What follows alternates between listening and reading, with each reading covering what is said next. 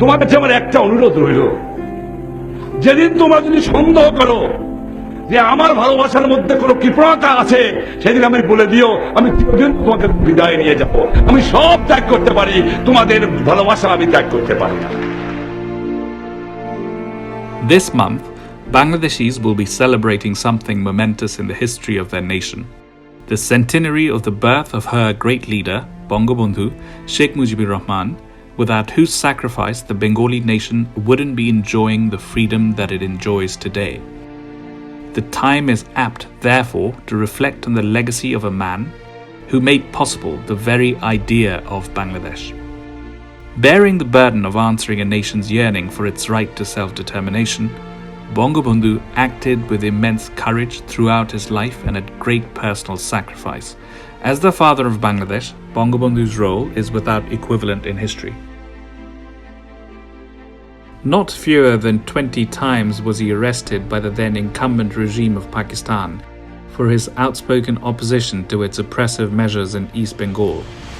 From campaigning in the language movement, fighting for a people's right to speak its own language in the 1950s, to getting arrested for treason, the punishment carrying the death penalty following his historic speech of 7th March 1971. He was unrelenting in his efforts as a political activist to help the Bengali nation realize its dream of independence. 7 কোটি মানুষকে তাবা রাখতে পারবো না। আমরা যখন মরতে শিখেছি, তখন কেউ আমাদের দবাতে পারবে না। তোমাদের যা কিছু আছে তাই নিয়ে প্রস্তুত থাকো। মনে রাখবা, রক্ত যখন দিয়েছি, রক্ত আরো দেব। এই দেশের মানুষকে মুক্ত করে ছাড়বো ইনশাআল্লাহ। এবারে সংগ্রাম আমাদের মুক্তির সংগ্রাম, এবারে সংগ্রাম স্বাধীনতার সংগ্রাম। জয় Bangla.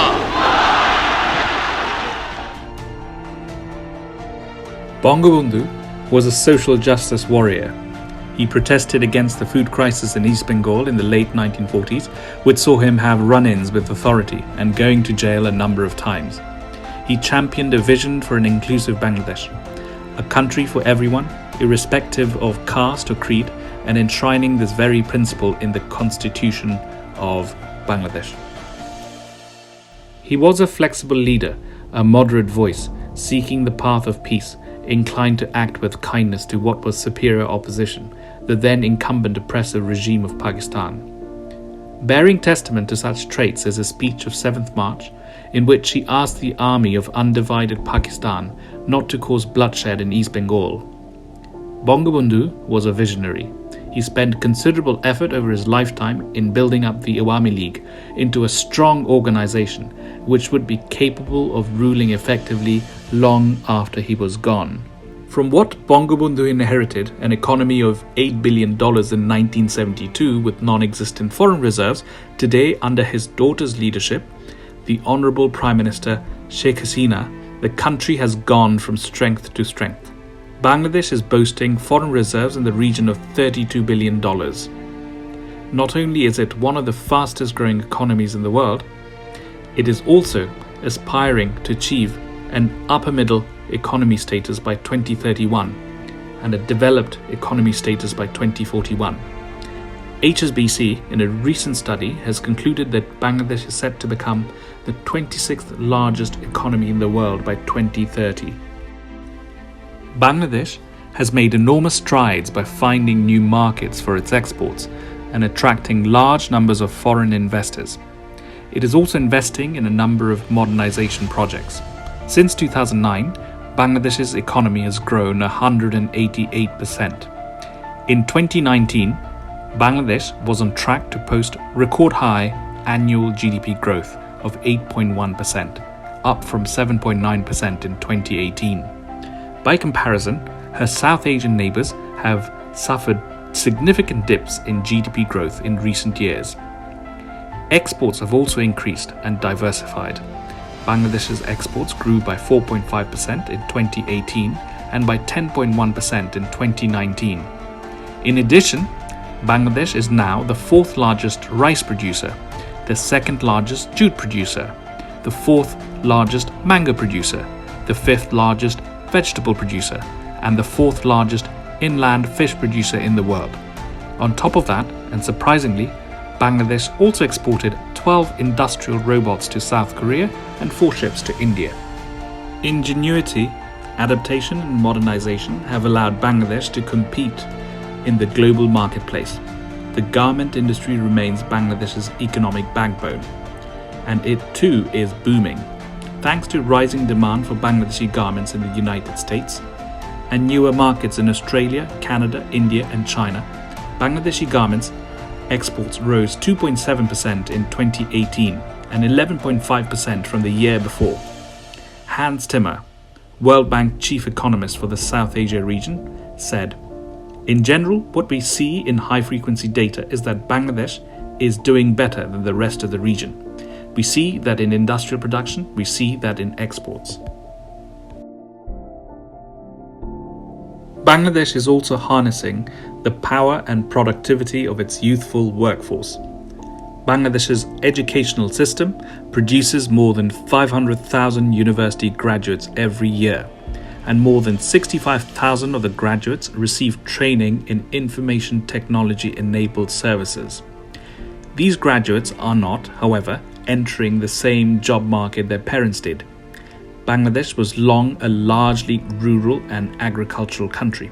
Today, young professionals are increasingly urban and digitally savvy. To facilitate this transition, Bangladesh has developed more than 8,000 digital centers across the country to help provide various digital services to its citizens. It has also expanded internet and mobile coverage. More than 110 million Bangladeshis, or 2/3 of the population, have access to the internet. As part of its Power System Master Plan, PSMP 2016, the government is implementing 10 mega projects of about 15,000 megawatts of capacity by 2030.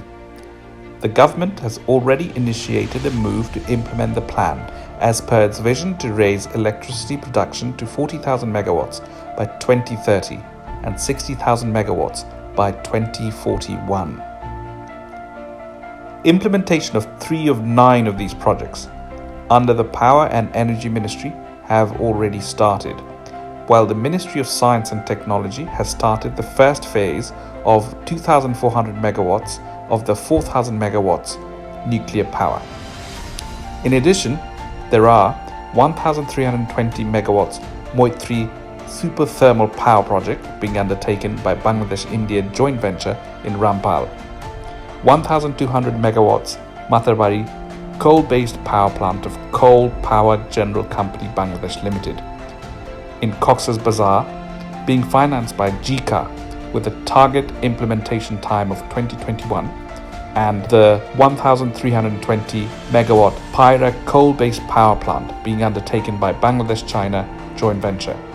The remaining 7 mega projects are the 1,320 megawatt Bekua power plant of EGCB Mitsui joint venture, PDB's 1,200 megawatt Moheshkhali coal-fired power, 1,320 megawatts Moheshkhali coal-fired power plant, 1,320 megawatts Ashuganj power plant, 1,200 megawatts coal-fired power plant of CPGCL Semcrop, an LNG-based combined cycle power plant of Reliance Group of India.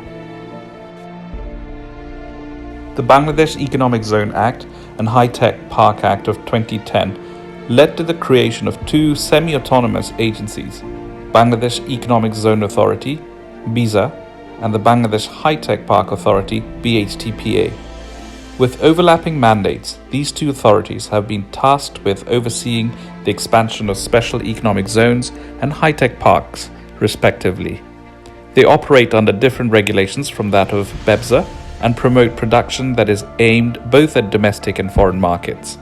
BIZA has been tasked with overseeing the establishment of 100 economic zones by 2025. Honourable Prime Minister Sheikh Hasina is also stressing on the need for bringing more important projects under the watch of the Fast Track Monitoring Committee, alongside the existing 10 Fast Track projects. According to the fact sheet of the fast track projects, some 85.5% construction works of the main Padma Bridge has been completed so far, while the overall progress of the works is 76.5%. The 10 fast track projects are construction of Padma Multipurpose Bridge Project, Rupur Nuclear Power Plant Project, Moitri Super Thermal Power Project at Rampal, Moheshkhali, Matarbari Integrated Infrastructure Development Project, Dhaka Mass Transit Development Project under jurisdiction of Line 1, 5 and 6, construction of LNG Terminal and Gas Pipeline Project, Deep Seaport Construction Project, Baira Deep Seaport Project, Padma Bridge Railway Link Project, and Duhazari Cox's Bazar Gundum Railway Line Project 2. On the first anniversary of independence, Bangabandhu said, "We will turn this war-ravaged country into a golden one. In the Bengal of future, mothers will smile and children will play. It will be a society free of exploitation. We can surely rebuild the country through hard work. Let us work together so that the golden Bengal shines again." Today, Bangladeshis are starting to see his vision become a reality.